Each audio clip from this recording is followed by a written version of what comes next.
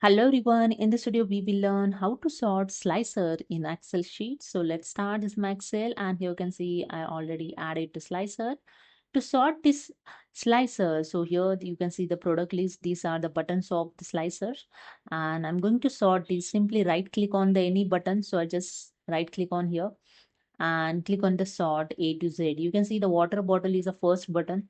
When you click on the A to Z, you can see the backpack and coffee maker. These are the first buttons. Okay.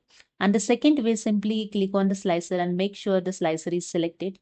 After that, go to the slicer tab, and in slicers, click on the slicer settings option. And here the slicer settings dialog box is open. And the last is item sorting and filtering option. You can just select here ascending A to Z and descending Z to A. And after that, click on OK to sort this data descending Z to A.